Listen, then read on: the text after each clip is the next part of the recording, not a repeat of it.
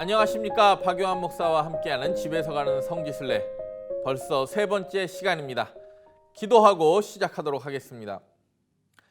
하나님 감사합니다.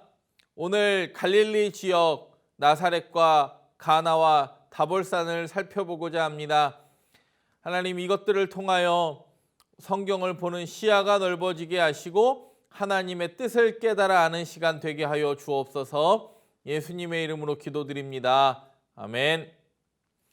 네, 지난 시간 베들레헴 했습니다. 오늘은 갈릴리 지역 첫 번째 시간으로 나사렛과 가나와 다볼산 하도록 하겠습니다. 먼저 YBS 성지순례 출석 체크 도와드리도록 하겠습니다. 출석은 댓글을 유튜브에 달아주세요. 유튜브 댓글창이 열려 있습니다.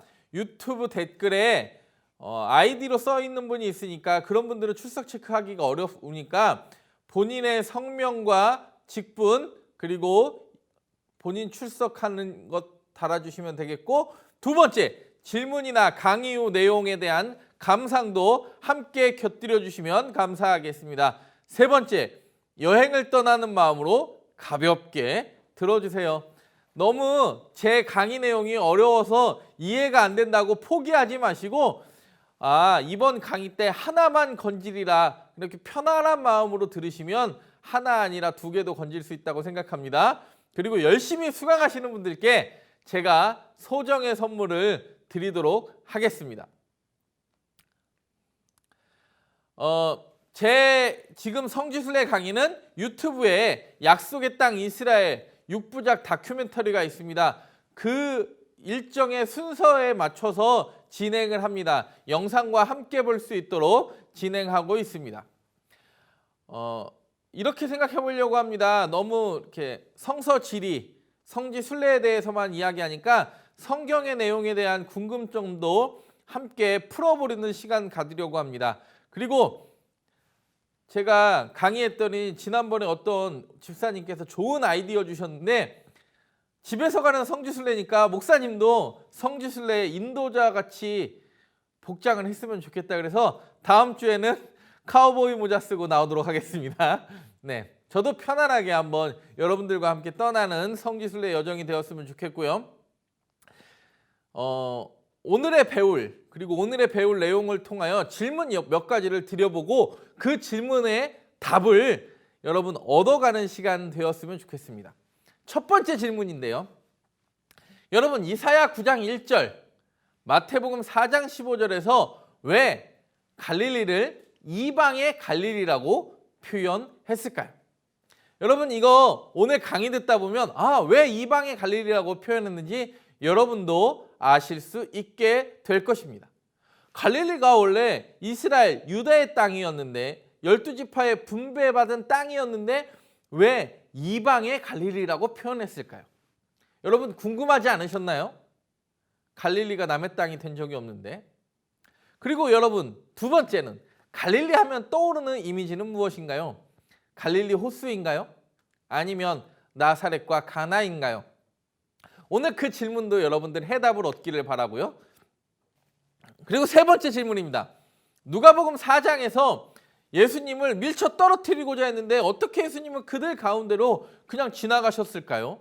오늘 또 그 해답도 알려드리도록 하겠습니다. 네 번째 질문입니다. 예수님은 유다 지파였는데 왜 나사렛에서 사셨을까요? 여러분 이거 정말 궁금하지 않으셨나요? 유다 지파가 분배받은 땅은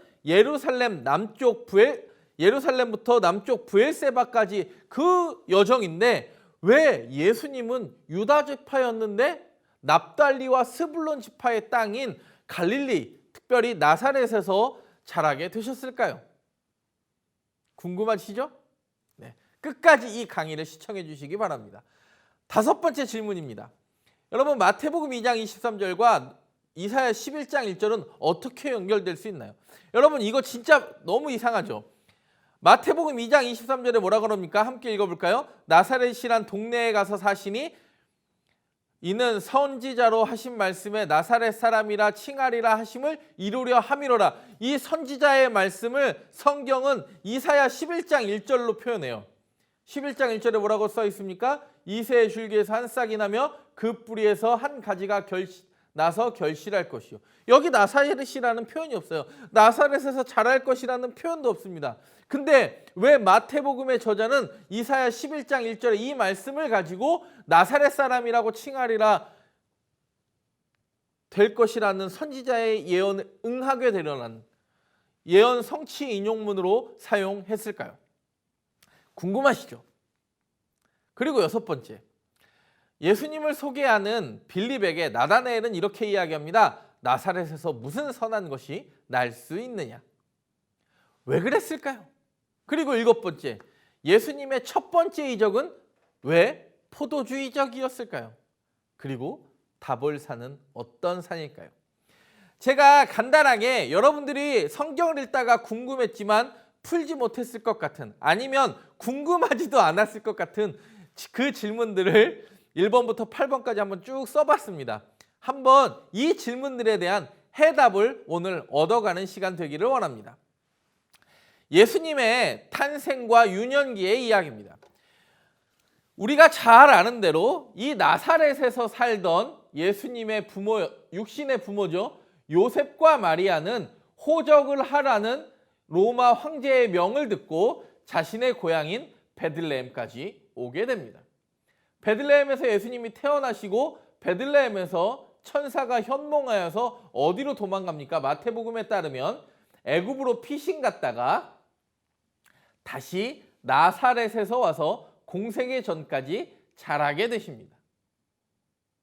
오늘 그러면 그 나사렛, 예수님이 태어나셨던 그 베들레헴, 다윗의 고향이자 룻기의 배경이었던, 그리고 예수님이 탄생하셨던 베들레헴은 지난 시간에 했죠. 그러면 그 나사렛 오늘 다루어 보도록 하겠습니다. 여러분 집중력 잃지 마시기 바랍니다. 제가 주일에 많은 성도님들 만났더니 많은 분들이 피드백을 해주셨습니다. 너무 어려워서 2번, 3번 들었다는 분도 계신데, 여러분 2번, 3번 듣는 거 좋습니다. 근데 이렇게 그냥 흘려 듣지 마시고 꼭 확실하게 여러분의 것으로 만들어갈 수 있기를 간절히 바랍니다.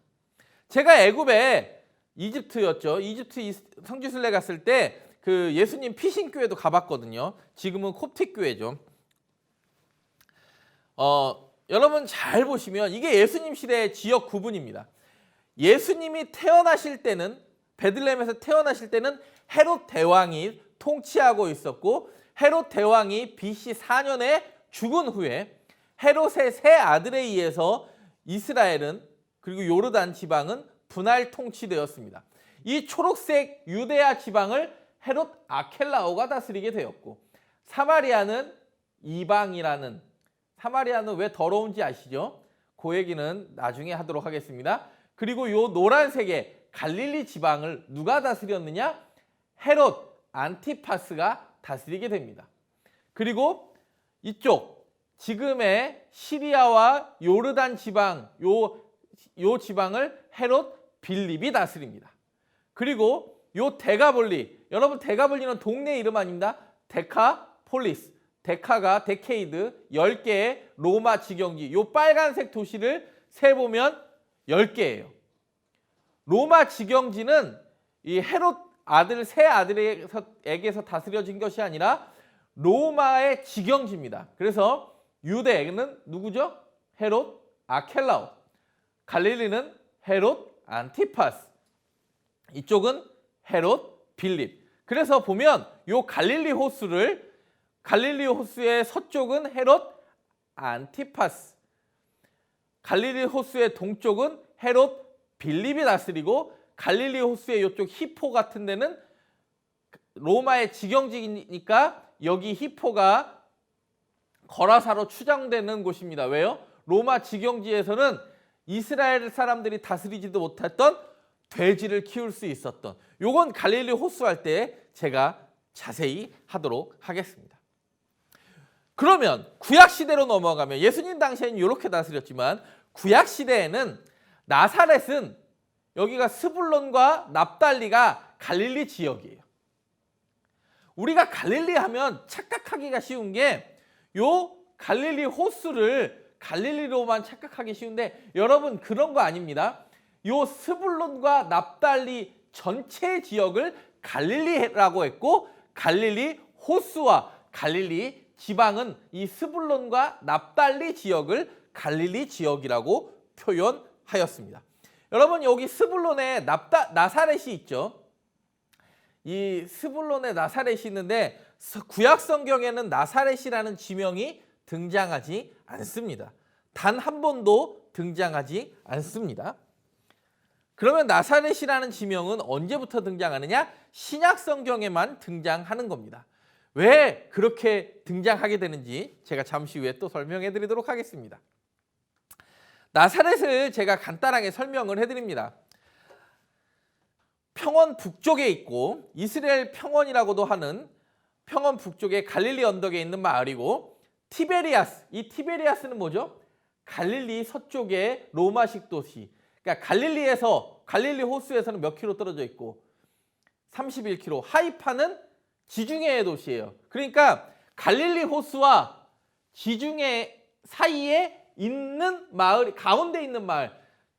갈릴리에서는 31킬로, 하이파 지중해 도시에서는 39킬로. 가운데 있는 마을이 나사렛입니다.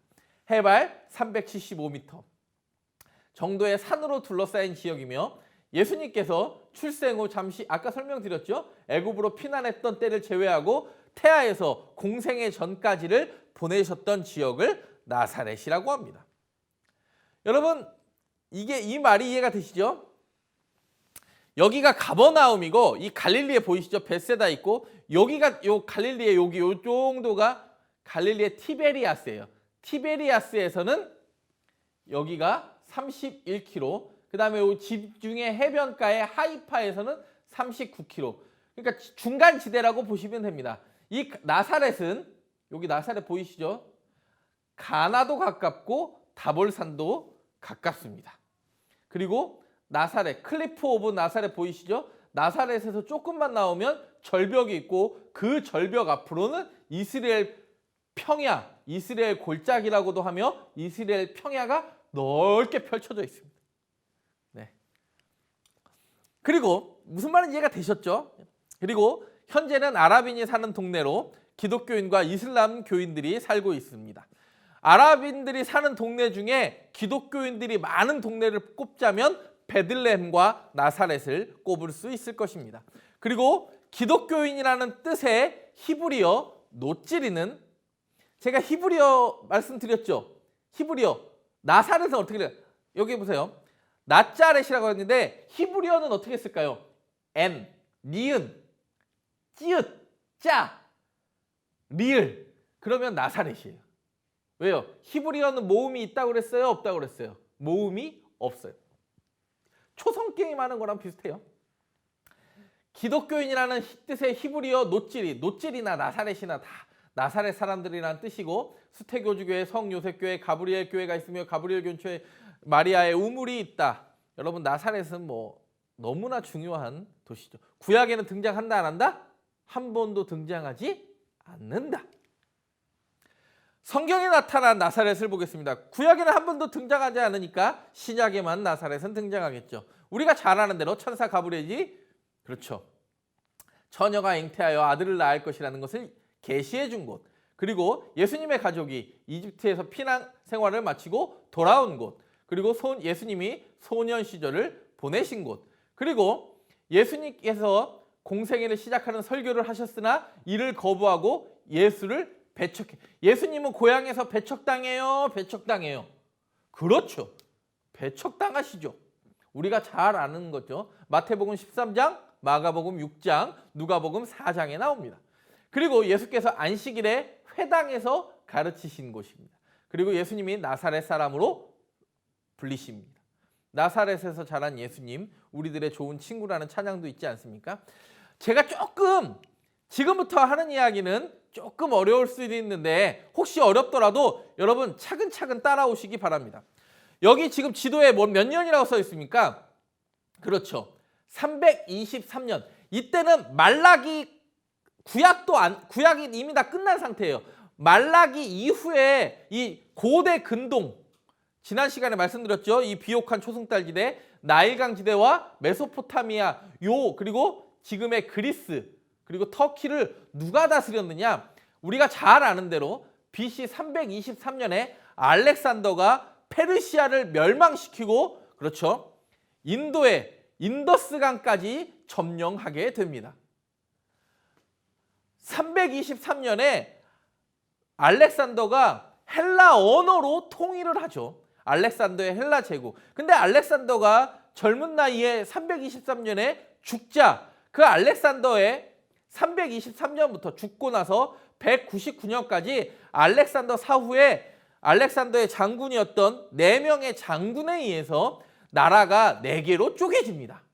근데 왜 이런 이야기를 하느냐? 여러분들, 이 이야기가 나사렛과 굉장히 연관돼 있습니다.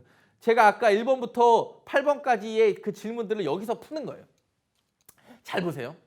여기 노란색은 뭐냐면 알렉산더의 네 장군 다 기억할 필요도 없습니다. 딱 2사람만 기억하면 돼요.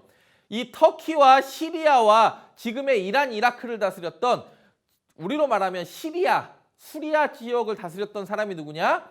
셀루커스라는 사람이에요. 셀루커스 왕조라고 불러요. 셀루커스 장군이 만든. 그리고 이 이집트에, 그러니까 메소포타미아를 점령한 사람은 누구라고요? 알렉산더의 셀루커스 장군. 그리고 이집트를 정복한 장군은 누구냐면 프톨레미라는 장군이에요. 그래서 처음에 나라가 쪼개졌을 때는, 알렉산더가 죽고 나서 나라가 4개로 쪼개졌을 때는, 지금의 여기 이스라엘 보이시죠? 여기 유다, 예루살렘을 누가 다스리냐? 이집트 왕조였던 프톨레미가 먼저 이스라엘을 먹어요. 무슨 말인지 이해가 되시죠? 프톨레미가 먼저 먹어요. 그래서 영화 알렉산더를 보신 분은 그 영화 알렉산더의 화자로 누가 등장을 하느냐? 프톨레미가 그 알렉산더의 화자로 등장합니다. 근데 어떻게 그 사람이 프톨레미인 걸 아느냐? 프톨레미는 이 지적 욕구가 굉장히 강하기 때문에 자신의 영지였던 이 알렉산드리에 그때 당시에 세계 최고의 도서관을 짓고 70인역도 여기서 번역을 하게 되죠. 뭘로? 헬라 말로. 처음에는 누가 먹었다고요? 알렉산더가 세계를 제패하고 나서 4개로 나라가 쪼개졌을 때 이집트 왕조였던 프톨레미가 먼저 이스라엘을 먹습니다. 그러면 그 다음엔 누가 먹을까요? 그렇죠. 이 프톨레미 왕조의 계보, 요거는 사실 성경의 역사에서 그렇게 중요하진 않습니다. 1세가 제일 중요해요. 알렉산더 박물관과 도서관 건축. 왜? 지적 욕구가 넘쳐났으니까. 그래서 아르키메데스 뭐 이런 사람들이 다 이 프톨레미 왕조의 시대 때 일어나는 거예요. 그리고 이 안티오코스 3세와 4세는 아까 그 시리아 지방을 점령했던 셀루코스의 왕조와 이집트와 시리아 왕조가 붙는데 항상 어디에서 붙습니까? 이스라엘에서 붙다가 처음에는 이집트 쪽 왕조가 먹었다가 나중에는 보세요. 198년부터 164년까지는 보면 셀루커스 왕조가 어디를 먹습니까? 그렇죠. 이스라엘과 요르단 요 지역 성경의 땅을 먹어요. 아까 알렉산더 사후에 누가 먼저 먹었다고요? 이집트의 왕조인 프톨레미 왕조가 먼저 먹었는데 나중에 셀루커스 왕조가 강해지면서 이렇게 먼저 먹습니다. 근데 여러분, 이게 왜 중요하느냐? 잘 보시기 바랍니다. 제가 지금부터 설명을 해드릴게요. 셀루커스 왕조가 왜 중요하느냐? 셀루커스는 아까도 말씀드렸지만 알렉산더의 장군 중에 하나로서 4 나라 중에 1명을 쪼개 먹는 거잖아요. 근데 아까도 여러분 제가 프톨레미 할 때 이집트에서 누구랑 붙냐? 안티오코스 3세와 4세가 이집트를 정복하러 갑니다. 그러면 어디가 먹힐까요? 이스라엘이 반드시 그 길목이니까 먹히게 되겠죠. 근데 여기에서 중요한 게 있습니다. 여기서 성경에 굉장히 중요한 사람들이 등장해요. 누구 왕조 때? 셀루커스 왕조 때. 왜? 프톨레미 왕조는요, 워낙 이집트는 다신교이기도 하고 자유롭기 때문에 점령지 이스라엘에 대한 신앙을 그냥 보장해 줬어요. 근데 시리아는 그렇지 않았어요. 이 셀루코스 왕조는 이 안티오코스 3세까지는 여기도 써놨죠, 제가. 유대인의 신앙을 보장해 줬어요. 근데 안티오코스 4세 때는 이 사람은 뭐라고 불리냐? 에피파네스, 살아있는 신이라고 불릴 만큼 압제적인 왕이며 대제사장을 야손이 돈을 주고 대제사장을 구매하고 이 안티오코스 4세에 의해서 예루살렘 성전이 뭘로 바뀌냐면 거기에 제우스 신전을 갖다 놓는 일이 발생돼요. 여태까지는 물론 이집트의 왕조에게 알렉산더에게 먼저 이스라엘에 정복당했고 그리고 이집트 프톨레미 쪽에서도 정복당했고 셀루코스 3세 때까지도 사람들에 의해서 신앙이 보장됐지만 누구에 의해서는 보장이 안 됩니까? 셀루코스 4세 때부터는 신앙이 보장이 안 돼요. 그러면 여러분 우리도 여러 가지 코로나 때 여러 가지 이야기들이 많았지만 신앙이 억눌리기 시작하면 이것이 분노로 폭발될 때가 있어요. 그래서 한 번도 반란의 시도가 없었던 건 아니지만 작은 반란 정도는 있었겠지만 이 신앙을 억누르니까 제사장 계열의 사람들이 반란을 일으킵니다.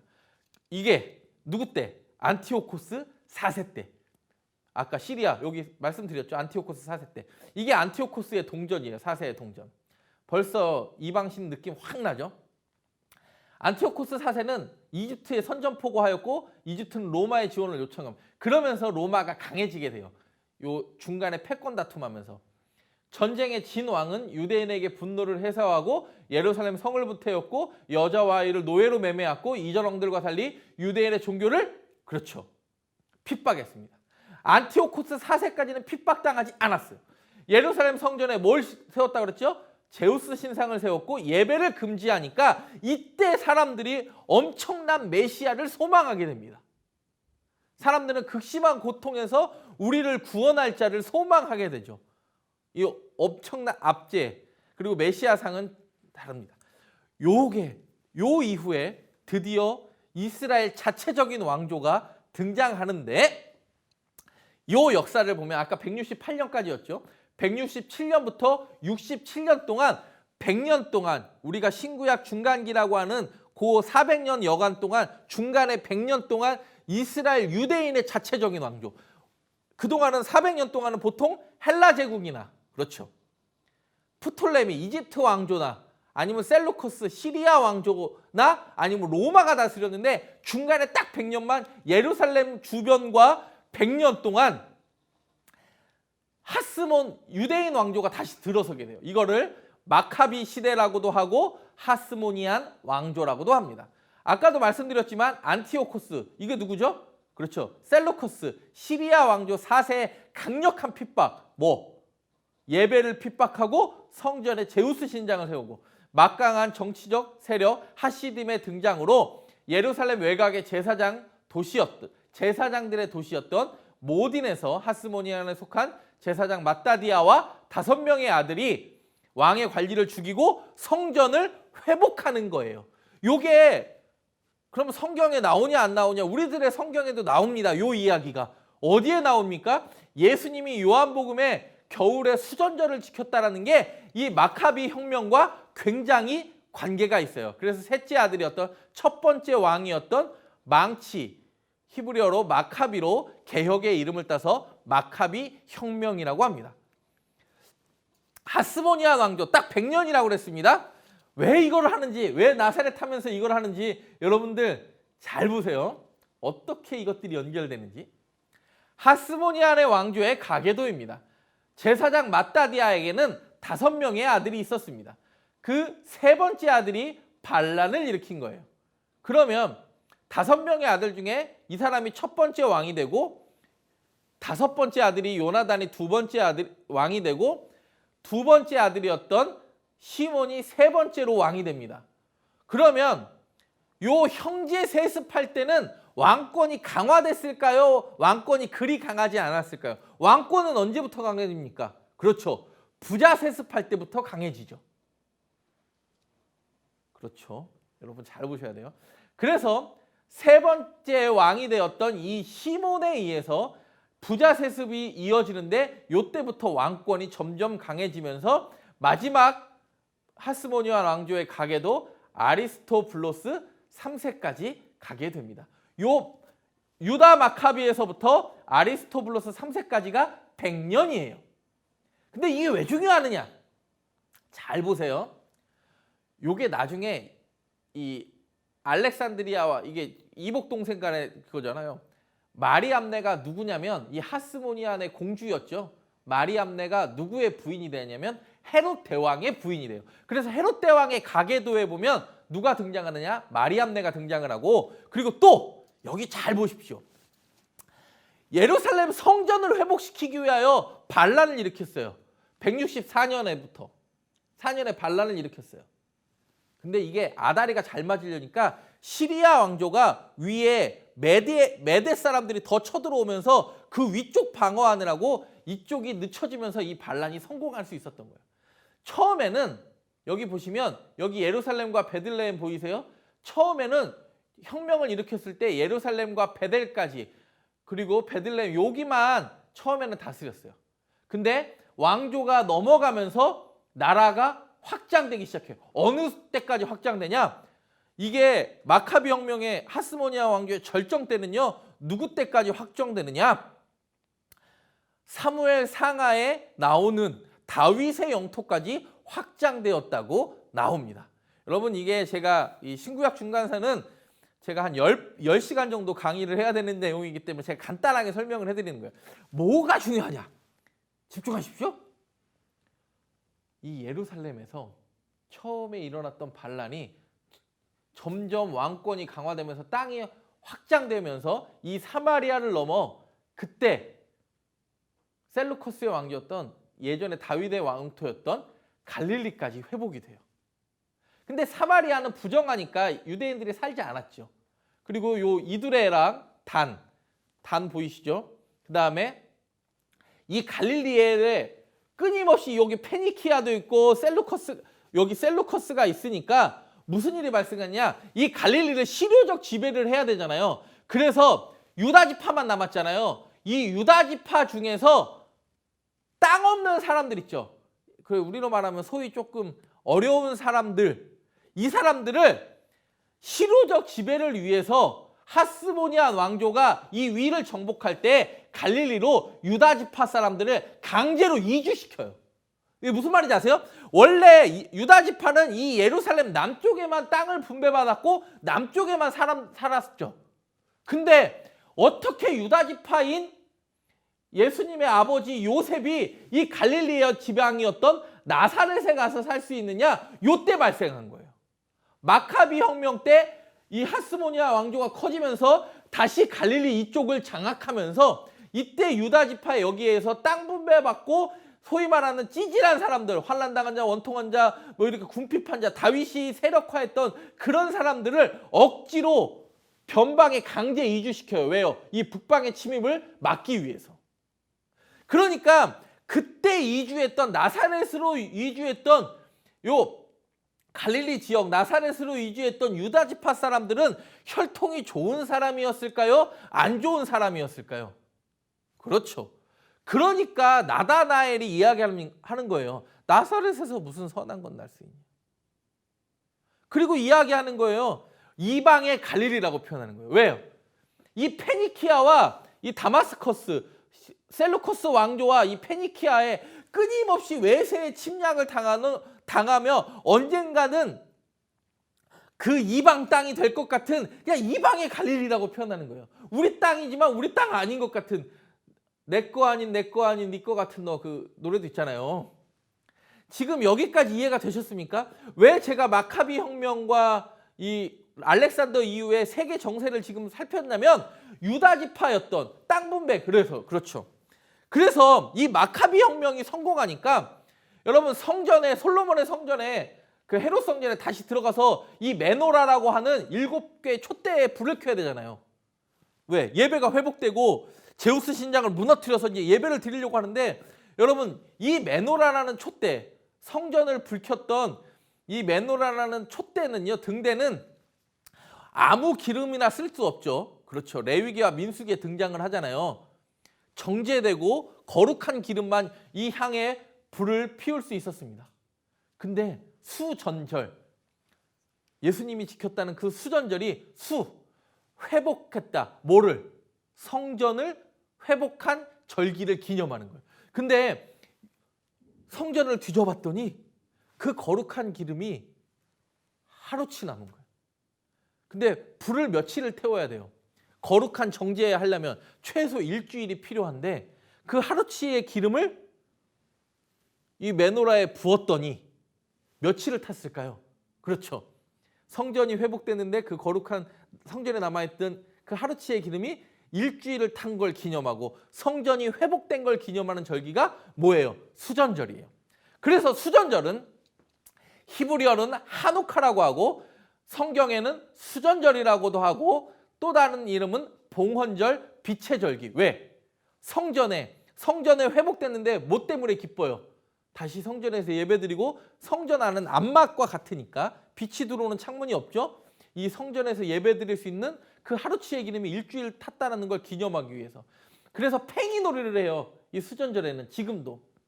위대한 기적이 여기서 일어났다. 이 네 단어의 첫 글자만 히브리어로 따서 팽이놀이를 하고요. 해피 하누카. 성탄절에 이런 뭐 선물 나누고 있던 유래가 이 하누카에서 왔다라는 유래가 굉장히 많습니다. 하누카는 아까 보았던 이 메노라 7촛대와는 다르게 하누카 촛대는 9개예요. 이 가운데 있는 초 보이세요? 가장 높은 데 있는 초. 요게 씨불이고 첫째 날과 8번째 날. 첫째 날은 이 씨불과 하나 키고 그래서 8일 동안 키우고 겨울에 이스라엘은 성탄 트리를 뭐 베들레헴이나 나사렛 정도에서밖에 볼 수 없지만 이 하누카의 촛대는 이스라엘 전역에서 볼 수 있습니다. 모든 집에서 유대인들의 가정은 그 겨울에 하누카 촛대를 켜며 하루하루 그리고 일주일 동안 자녀들에게 선물을 줘요. 첫째 날하고 끝날까지 하루하루를 주면서 예배 회복의 기쁨이 어떤 것인가 그것을 느끼는 것, 그것에 대한 감사를 느끼는 게 성경에 나오는 수전절 하누카입니다. 아까 기름하고 관련돼 있다고 그랬잖아요. 그래서 이 감자전 같은 거, 이 도너츠 같은 튀긴 기름에 관련된 음식을 많이 먹는 절기예요. 하누카 촛대 제가 말씀드렸죠. 어디에 가나 겨울에 성탄 트리는 볼 수 없지만 12월에 하누카 촛대는 볼 수 있습니다. 여러분 이해가 되셨습니까? 요 이야기. 그래가지고 요때 이제 로마 제국이 시작되는 시리아에서 다시 요 168년에 아까 168년에 뭐 일어난다고 그랬죠? 로마 제국이 일어날 때 168년에 그렇죠. 마카비 혁명. 그래서 12지파의 경계 스불론과 납달리. 원래 므낫세는 실제로는 나중에는 사마리아의 대표적인 거기 때문에 여기는 사람들이 지나가려고 하지도 않습니다. 요한복음에만 여긴 지나가죠. 유다 보세요. 여러분 제가 계속 설명해 드렸잖아요. 예루살렘 남쪽에 분배를 받았던 유다 지파가 왜 나사렛에서 가서 살았냐? 그렇죠. 마카비 혁명 때 하스모니아 왕조가 나라가 여기를 중심으로 가장 강해졌을 때 갈릴리까지 회복하고 여기 있는 유다 지파 사람들을 이주시켰다. 이해가 되십니까? 감사합니다. 이해되신 걸로 믿겠습니다. 그리고 예수님 당시의 지도입니다. 그 갈릴리는 이게 한국말로는 잘 표현된 지도가 없어서 제가 부득이하게 영어 지도를 가져왔는데 이 나사렛이죠. 그리고 다볼산 요게 갈릴리 호수까지부터 아래까지를 이스라엘 평야까지를 로어 갈릴리라고 하는 건 하부 갈릴리. 우리가 갈릴리 그러면 자꾸 갈릴리 호수 주변만을 생각해요. 가버나움, 디베리아, 베세다 절대 그렇지 않습니다. 이쪽 납달리와 스불론의 전체 땅을 갈릴리 땅이라고 하는. 그리고 이 갈릴리 호수를 중심으로 북쪽 갈릴리를 상부 갈릴리라고 표현합니다. 근데 예수님의 사역의 대부분은 이 하부 갈릴리, 나사렛, 다볼, 가나. 아까 제가 말씀드렸죠. 나사렛은 어디 있다고요? 이 티베리아스 보이시죠? 티베리아스와 지중해 해안가 도시인 하이파 사이에 있는 중요한 신약시대의 중요한 도시 되겠습니다. 여러분 어떻게 잘 따라오고 계시는가요? 나사렛의 전경입니다. 나사렛을 보면 이렇게 되어 있습니다. 나사렛을 제가 이게 절벽산에서 찍은 사진인데 여기가 우리가 잘 아는 예수님 마리아 수태고지 기념교회입니다. 그리고 반대쪽을 비추는 사진이고요. 여기가 제가 말씀드렸죠. 홈타운 오브 지저스. 예수님의 고향 나사렛. 그리고 절벽산 보이시는데 이 나사렛과 절벽산 보이시죠? 이 클리프 오브 나사렛. 그리고 여기는 완전히 평야잖아요. 다볼산 있고. 그래서 보이시면 이 나사렛과 절벽산의 이 거리가 왜 중요한지 제가 바로 설명해 드리도록 하겠습니다. 4장 28절에 이렇게 이야기합니다. 누가복음 4장 28절에 보면 회당에 있는 자들이 이것을 듣고 다 크게 화가 나서 예수님이 가르치기 시작하니까 일어나 동네 밖으로 쫓아내어 그 동네가 건설된 산 낭떠러지까지 끌고 가서 밀쳐 떨어뜨리고자 하는 이 얘기예요. 이 나사렛에서 동네가 건설된 여기 지금 절벽 보이세요? 여기서 예수님을 밀어버리려고 했다라는 거예요. 근데 예수께서 그들 가운데로 지나서 가셨대요. 이게 무슨 말이에요? 사람들이 회당에서 이상한 소리 하는 예수님을 붙잡아가지고 끌고 나와서 낭떠러지로 밀어뜨리려고 했는데 예수님은 밀어뜨리려고 했던 그 사람들 가운데로 지나가시니라. 이게 무슨 말인지 여러분 이게 이 말 이해가 되십니까 지금? 밀어뜨리려고 죽이려고 했던 사람인데 아무 행동도 하지 않았는데 사람들은 죽이려고 했던 사람들도 가만히 있고 예수님은 그냥 그 가운데로 지나가셨다. 이 이야기가 성경에 왜 중요한지 나오겠습니다. 그게 4장 16절부터 시작됩니다. 언제 시작되는지를 잘 보세요. 4장 16절 보면 예수께서 그 자라신 곳 나사렛에 이르사, 나사렛으로 가셨다는 거죠. 안식일에 늘 하시던 대로 회당에 들어가서, 그렇죠. 그러니까 28절에 회당, 그러니까 언제 들어간 거예요? 안식일에 들어간 거예요. 이게 중요해요. 보면 이 나사렛 지도인데 나사렛은 여기가 아까 보여드렸던 예수님, 그렇죠, 마리아 수태고지 기념교회고 여기 시나고그 처치라고 하는데 보이세요? 여기가 1세기 때 예수님 당시에 나사렛 회당이 있는 곳이에요. 그리고 여기가 마리아 우물이고 이게 그리스 종교의 수태고지 기념교회예요. 그리고 요 밑에쯤에 지금 지도에는 안 나와 있지만 절벽산이 있는 거예요. 여기가 나사렛 회당이에요. 예수님이 안식일에 나사렛 회당.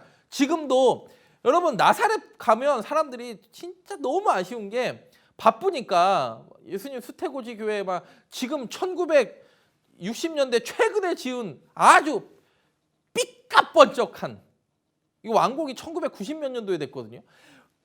삐까번쩍한 예수님의 수태고지 기념교회만 보고 막 돌아와요. 너무 아쉬워요. 이 나사렛 회당이 예수님 그 수태고지 기념교회랑 마리아 수태고지 기념교회랑 1km도 떨어져 있지 않아요. 이 예수님 수태고지교회에서 나사렛 회당 가는데 시장길을 지나가면 이 회당이 있어요. 예수님 당시에 그대로의 회당. 1세기 때 회당이에요. 돌도 마찬가지고. 여러분 성지순례 가면 언제 다시 올지 모르게 열심히 봐야 돼요. 그래서 저는 지금은 여러분들이 지금은 인터넷을 유튜브로 편하게 보시지만 저랑 성지순례 만약에 가시면 잠 안 잡니다. 새벽 6시에 비아돌로로사 가서 정말 가게가 열지 않은 그 비아돌로로사를 걷고 저녁에 나사렛에서 커피 한 잔을 마시고 잘 시간이 어디 있습니까? 언제 올지 모르는데 저는 여행을 어떻게 하느냐? 언제 다시 올지 모르게 여행을 합니다. 근데 보통 막 아침 먹고 그냥 이렇게 있다가 모였다가 하면 최대한 뭐 많이 보여드리려고 하는데요. 많이 못 본다고 이야기하는데 여러분 절대 그렇지 않아요. 최대한 많이 보시기 바랍니다. 인터넷으로라도. 지금 저랑 함께. 여기 절벽산, 아까 회당에서 이 절벽산 아까 말씀드렸죠. 그 클리프 오브 나사렛 여기서 밀어 어디? 이스라엘 평원 쪽으로 쫙 여기 높이가 굉장하거든요. 그래서 이름도 절벽산이에요. 밀어뜨리려고 했는데 예수님이 그 가운데로 지나가요. 왜 그런지 보여드릴게요. 이게 절벽산. 가파르죠? 잘 보세요. 더 빌리지 오브 시나, 그러니까 나사렛 회당에서 그 절벽산 더 투더 이거 이 절벽산으로 오는데 안식일에는요 갈 수 있는 거리가 제한돼 있습니다. 2000규빗. 2000규빗 약 900m. 안식일에 갈 수 있는 거리. 그리고 안식일에 전날 내가 900m 앞에다가 임시 거주소라는 그냥 유대인들의 꼼수죠. 임시 거주소라고 하는, 그러니까 안식일에 최대로 갈 수 있는 거리가 몇 킬로밖에 안 되냐? 2km예요. 2km. 1.8km. 2000규빗 한 번 임시 거주소 한 번 안식일 전날 빵 같은 거 갖다 놓고 여기가 내 임시 거주소니까 거기서 한 번 더 가면 2km 가는 거예요. 더 이상 가면 돼요, 안 돼요? 안 돼요. 왜? 이거 성경에 나오잖아요. 사도행전 1장 12절에 뭐라고요? 제자들이 감람원이라 하는 산으로부터, 감람산이죠. 예루살렘에 돌아오니 이 산은 예루살렘에 가까워 안식일에 가기 알맞은 길. 이 말이 무슨 말이냐? 안식일에 가기 알맞은 길. 몇 미터 이내라는 말이에요. 그렇죠. 우리로 말하면 900m 이내. 멀어도 한 번 임시 그 전날 임시 거주소라고 해서 내가 뭐 빵이나 음료 같은 걸 갖다 놨다 하더라도 최대로 갈 수 있는 거리가 약 2km, 1.8km, 약 2km밖에 안 돼요. 그러면 안식일에 지금 회당에서 가르치셨기 때문에 이 사람들은 밀려고 가려고 했는데, 그렇죠. 회당에서 밀어서 하는 그 절벽산 앞에까지는 가는데 절벽산을 넘어가면 안식일에 갈 수 있는 거리를 넘어가는 거예요. 그러니까 밀지 못하고 사람들을 움직이지 못하고 당당하게 예수님은 그 가운데로 지나가시면서 다시 돌아올 수밖에 없는 거예요. 밀려고 갔지만 사람들은 아는 거예요. 안식일에 내가 갈 수. 야, 유대인들 보세요. 여러분들 이거 제가 잘 설명하고 있는지는 모르겠는데 출애굽기에도 나와요. 7자에는 아무도 그의 처소에서 나오지 말지니라. 그래서 이 가스펠 트레일이 절벽산에서부터 시작해요. 그러니까 나사렛의 그 회당에서 절벽산까지의 거리가 앞에까지는 가는데 밀 수 없는 상황까지밖에 못 가는 거예요. 못 밀어. 왜요? 안식일에 갈 수 없으니까. 그러면 여러분들 성경에 마태복음에 나오죠. 너희에게 누가복음에 나오죠.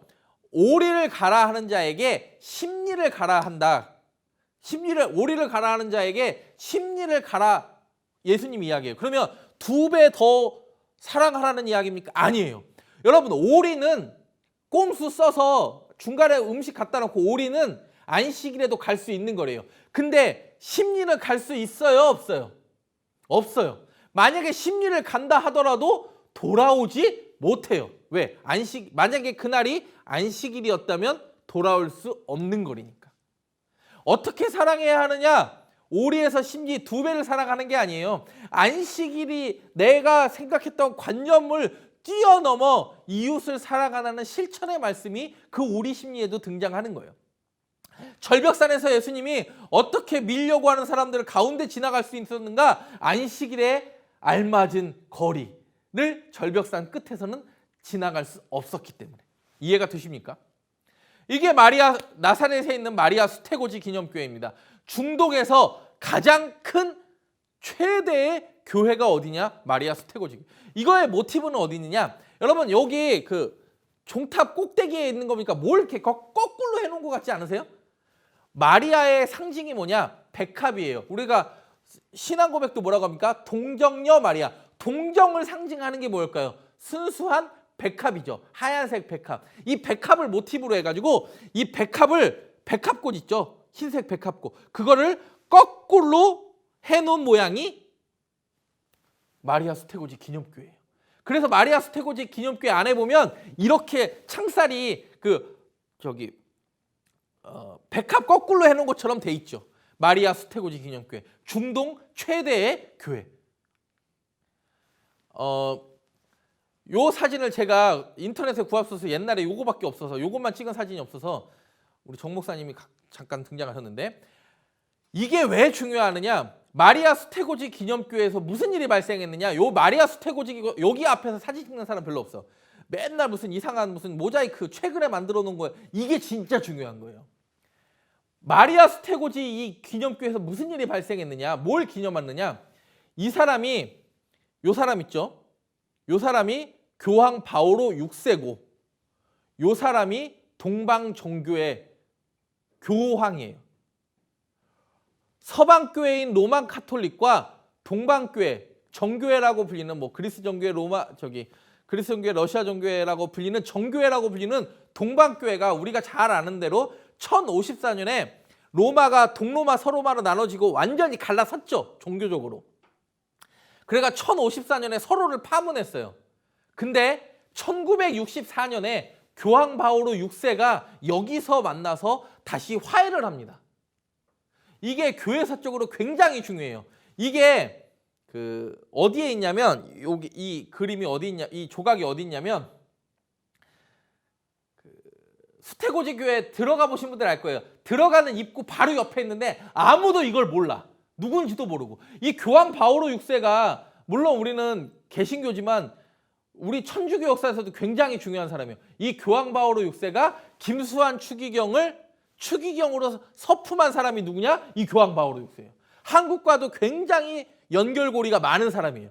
이 사람이 1964년에 동방대주교를 만나서 1054년에 11세기에 파면한 거를 21세기 몇 년 만입니까? 910년 만에 화해한 사건이 일어난 걸 기념한 이게 어딨냐?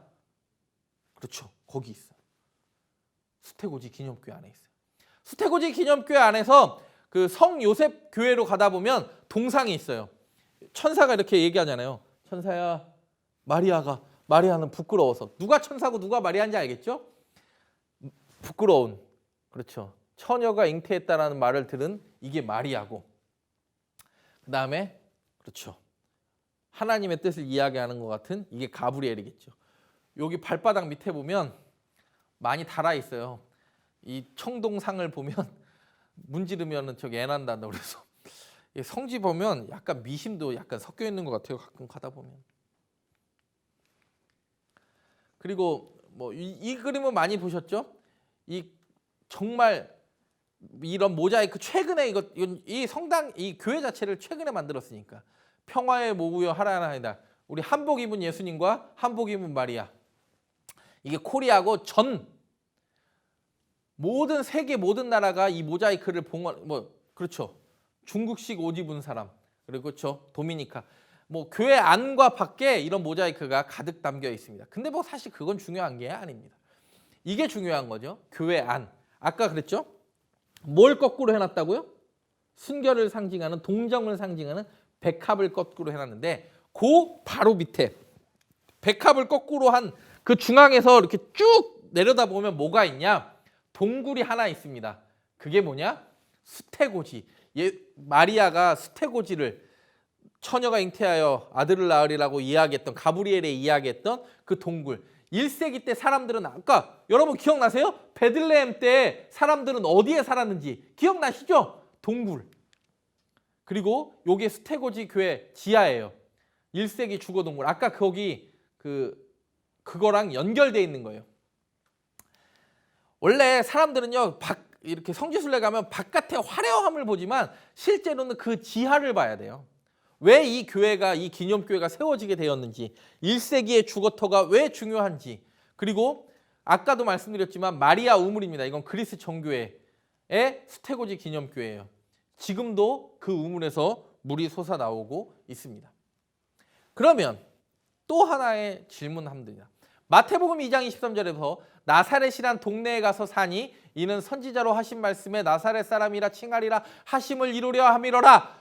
근데 선지자가 연결된 선지자가 뭐라고 했습니까? 이사야 11장 1절에 이새의 줄기에서 한 싹이 나며 그 뿔에서 한 가지가 나서 결실할 것이요. 여러분, 이게 나사렛이랑 무슨 상관이 있을까요? 유다 지파의 땅도 아닌데 나사렛은. 성경에 안 나옵니다. 이게 중요하죠. 주의 지팡이와 막대기 할 때 목자의 막대기로 사용된 줄, 이렇게 보세요. 이게 원가지에서 나오는 게 있고 줄기에서 또 나오는 가지가 있겠죠. 그거는 막대기로 사용되어져요. 주의 지팡이와 막대기는요, 이 막대기는 이렇게 뼈처럼, 주의 지팡이와 막대기는 다른 거예요. 지팡이는 여기에서, 그러니까 뿌리가 이렇게 있으면 여기에서 나온 걸 끊어서 만든 걸 지팡이라고 하고, 막대기는 어디에서 끊냐면 이 올리브나무를 이 가지에서, 줄기에서, 여기서 나온 걸 끊어서, 여기가 그러면 여기가 두껍고 여기가 작아지겠죠. 그래서 지팡이는 근거리 방어용, 그리고 이렇게 짚어서 물의 수심 같은 걸 잴 때, 그리고 근거리 방어용으로 막을 때. 근데 막대기는 달라요. 여기가 뭉툭하고 하니까 원거리 방어용, 내가 이렇게 던져서 내가 원하는 곳에 늑대나 이런 것들을 방어할 수 있는, 그래서 주의 지팡이와 막대기 할 때 나의 근거리와 원거리까지 막아주시는 하나님, 이런 뜻이거든요. 이게 뭘까요? 아까는 여기서 튀어나온 거를, 그렇죠, 막대기라고 하고, 여기서 이게 올리브나무죠. 올리브나무는 진짜 생명력이 길어요. 뭐 3,000년 이상도 산다고 하잖아요. 그리고 겟세마네 동산 가면 예수님 때부터 있었던 2,000년 넘은 올리브나무도 있잖아요. 주의 지팡이로 된 건 뿌리에서 나온 가지를 지팡이, 가지에서 나온 걸 막대기, 이해가 되시죠? 그러면 여기서 지금 중요한 거, 이사야 11장의 히브리 원문을 보겠습니다. 이 세 줄기에서 한 싹이 나며 그 뿌리에서 한 가지가 나서 결실할 것이요. 히브리어를 몰라도 뭐라고 써 있겠죠? 이게 넷제르예요. 제가 말씀드렸죠. 나사렛도 히브리어는 모음이 있다 없다? 없다. 넷제르, 넷제르.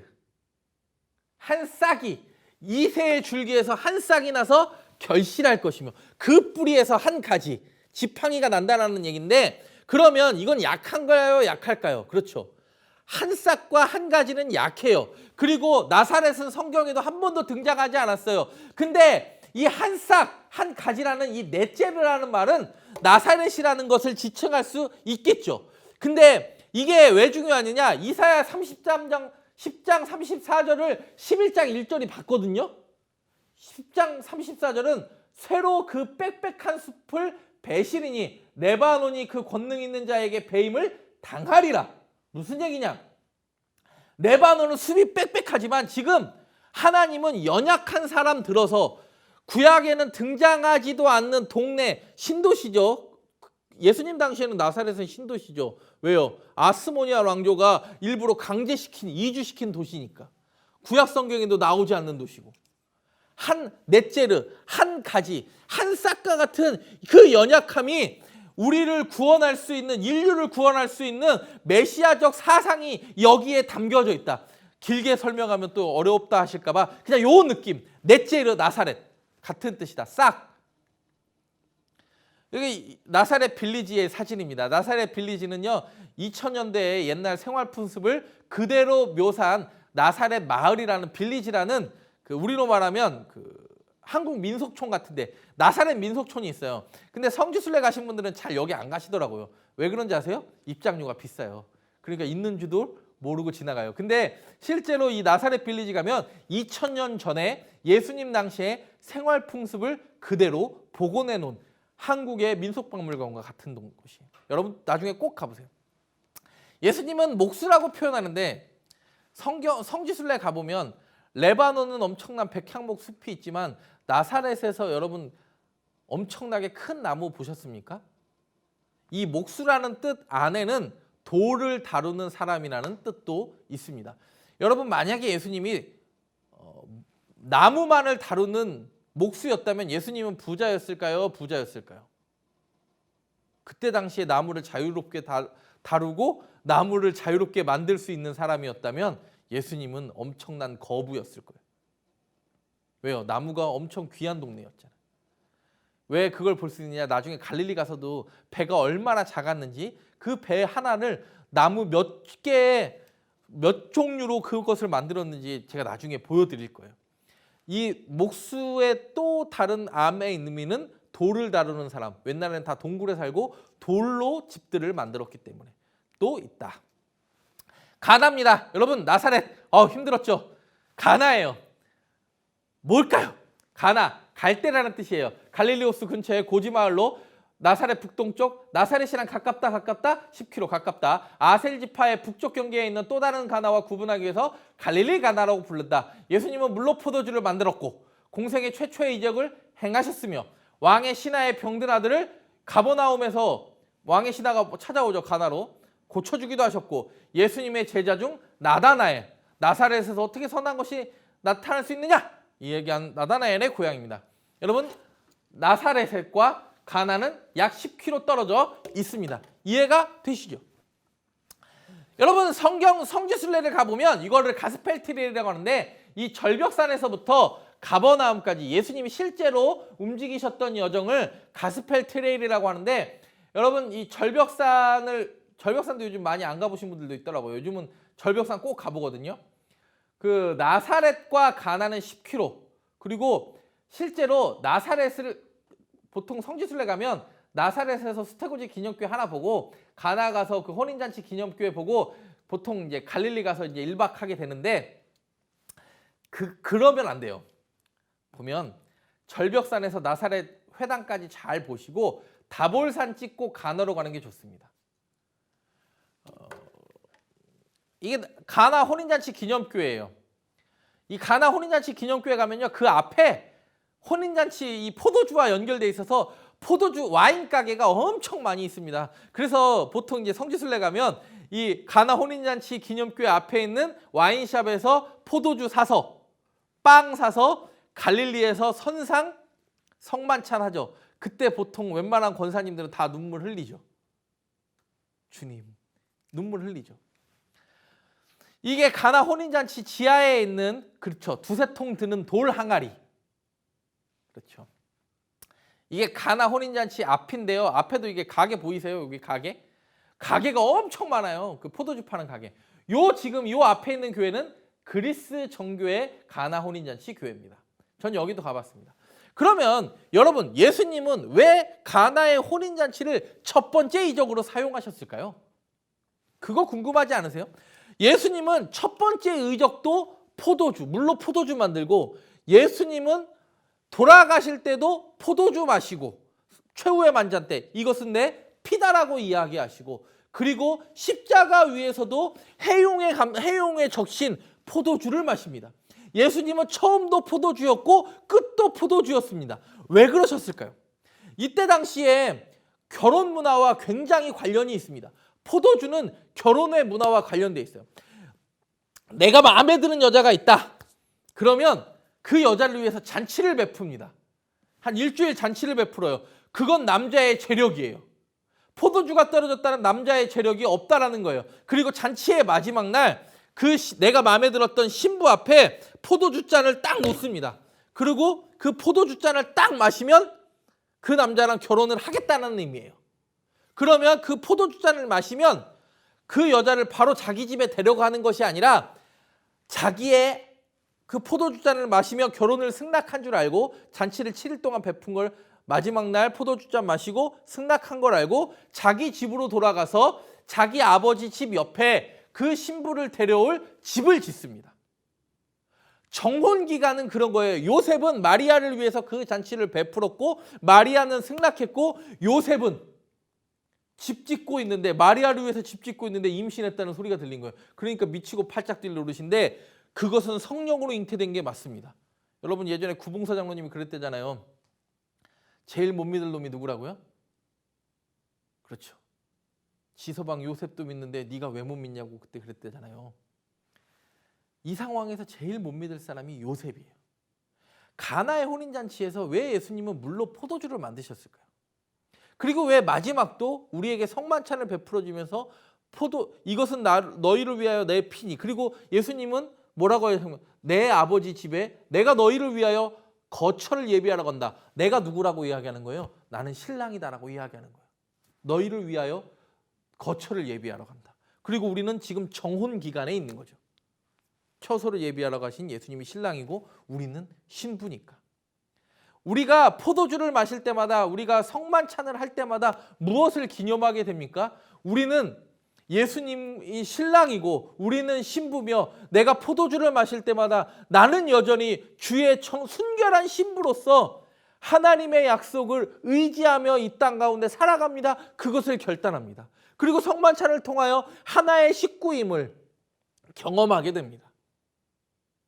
그래서 이 포도주 사건이, 그래서 예수님은 처음과 끝이 포도주예요. 자세한 설명은 다음 시간에. 그리고 다볼산입니다. 채석장이라는 뜻이고요. 나사렛이랑 가깝습니다. 근데 이게 중요해요. 2번 이사갈, 납달리, 스불론 지파의 경계고, 사사시대에는 우리가 잘 아는 대로 여자 사사 드보라와 군대장관 바락이 가나안 양 야빈의 군대장관 시스라의 군대와 전투하기 위해 스불론과 이사갈 지파를 이 산에 집견시킬, 누가? 사사시대 때 드보라가. 왜요? 어떻게 스불론과 이사갈 지파를 직결시킵니까? 이 다볼산은 이사갈, 납달리, 스불론 지파의 경계가 되니까. 이거 보세요. 다볼산 여기 있죠? 이사갈, 스불론, 납달리 지파의 경계가 되니까 여기에서 드보라가 이스라엘 백성들을 집결시키는 거예요. 그리고 시인들은 시편 89편 12절에 보면 헬몬산과 더불어 다볼산을 하나님의 높으신 위엄에 빗대어 묘사하게 되었다. 왜냐하면 다볼산은 이렇게 산맥이 연결된 게 아니라 볼록 튀어나온 우리나라의 오름과 같은 산이거든요. 그리고 신구약 중간기 BC 218년에는 수리아의 안티오쿠스 3세, 아까 안티오쿠스 4세는 엄청 박해했지만 안티오쿠스 3세는 예배를 허용해줬다고 그랬죠. 그리고 예수께서 공생의 당시 변하셨다는 변화산이 다볼산이라는 전승이 있어 이 산에는 많은 수도원과 기념교회들이 있고 모슬렘의 점령으로 모두 파괴되고 지금은 19세기에 세워진 그리스 종교의 수도원과 프란치스코 수도에 지은 예배당이 있다. 이게 다볼산이에요. 왜 성지순례 때 다볼산 안 올라가는지 아세요? 다볼산을 올라가면요 45인승 버스를 요 밑에서 여기 보이세요? 여기 흰색? 여기에서 내려서 15인승 봉고차로 갈아타야 돼요. 이 길이 지그재그로 나와 있죠. 지그재그로. 산이 워낙 볼록 튀어나와 있기 때문에 버스가 못 올라가요. 이렇게 갔다가 이렇게 갔다가 이렇게 갔다가 이렇게 가요. 길이 워낙 지그재그로 나와 있어서 보통 성지순례 때는 저는 뭐 2번 가봤는데 잘 안 올라가면 왜 다볼산을 올라가는 게 좋으냐? 물론 드보라가 전투했던 것도 중요하지만 이사갈, 스불론, 납달리 지파의 경계를 볼 수 있고 이스라엘 평원의 넓은 곳을 볼 수 있습니다. 이게 여기 보이세요? 와, 이게 이스라엘 평원의 넓은 지대를 볼 수 있고 이 교회가 그렇죠. 주님 변모 기념교회라고 하는 거예요. 베드로가 고백한 여기에 초막 셋을 짓고 하나는 주를 위하여, 하나는 모세를 위하여, 하나는 엘리야를 위하여. 그래서 초막이 3개예요. 가운데 초막이 있죠. 양 옆에 초막이 있는 3개의 초막이 있는 교회가 주님 변모 기념교회. 무슨 산 꼭대기 있다고요? 다볼산. 이건 누굴까요? 한쪽에 있는, 그렇죠. 뭘 들고 있습니까? 십계명을 들고 있으니까 이건 모세겠죠. 그리고 이건 누굴까요? 불이 납니다. 하나는 불이 나지 않았습니다. 이거는 누구의 바알의 제단과 그렇죠. 갈멜산에 있는 엘리야의 제단 불이 나는. 그럼 이 사람은 누굴까요? 엘리야겠죠. 그리고 가운데 제단에는 그렇죠. 예수님이 계시는 이게 주님 변모 교회입니다. 다볼산 갔다 오신 분들은 성지순례 갔다 오신 분들 중에 많이 없을 줄 압니다. 근데 가면 너무 좋아요. 그러면 이제 마무리합니다. 왜 이방의 갈릴리라고 표현했을까? 그렇죠. 갈릴리는 이방은 아니었지만 이방에 끊임없이 공격받는, 그래서 이방의 갈릴리를 영화롭게 하셨다. 스불론 땅과 납달리 땅과 요단, 그렇죠. 지파의 경계였으니까. 갈릴리 하면 떠오르는 이미지가 갈릴리 호수가 아니라고 그랬습니다. 나사렛, 가나, 다볼 다 갈릴리, 그렇죠. 하부 갈릴리. 그리고 4장에 밀쳐 떨어뜨리고자 했는데 왜 그들과 어떻게 지나가셨습니까? 안식일에 갈 수 있는 거리가 정해져 있었기 때문에. 예수님은 유다 지파였는데 왜 나사렛에 사셨습니까? 마카비 혁명 때, 그렇죠. 하스모니아 왕조가 확장되면서 갈릴리까지 정복하고 예루살렘 밑에 살던 유대인들을 강제로 이주시켰는데 그때 따라간 사람이 누굴까요? 그렇죠. 그러면 예수님의 그 가문들은요, 이 갈릴리 땅 나사렛 신도시죠. 신도시. 100년도 안 됐을 거예요. 왜? 그렇죠. 예수님이랑 하스모니아 왕조가 그렇게 멀지 않으니까. 나사렛, 나짜렛, 한 싹, 한 가지, 네제르. 나사렛이라는 설명이겠죠. 나사렛에서 무슨 선한 것이 날 수 있느냐? 왜요? 그때 당시에 찌질한 사람들이 이주했는데 어떻게 저곳이 선한 곳이 될 수 있느냐? 그리고 왜 예수님은 첫 번째 이적은 포도주일까요? 그렇죠. 예수님은 신랑이고 우리는 신부고, 우리는 그 포도주를 성만찬 때 마실 때마다 주의 죽으심과 부활하심을 날마다 기념하며 이 땅에서 주의 정결한 신부로 살며 신랑 대신 먼저 처소를 예비하러 간 그 신랑이신 주님을 기다린다라는 의미이겠죠. 그리고 다볼산 여기까지입니다. 예루살렘 밑에 있던 베들레헴에서 태어나신 예수님은 어디 가서 사십니까? 이 나사렛, 갈릴리 지역이었던 나사렛에서 가셔 사십니다. 오늘 그 예수님의 나사렛과 가나와 다볼산의 이야기를 함께 나누어 보았습니다.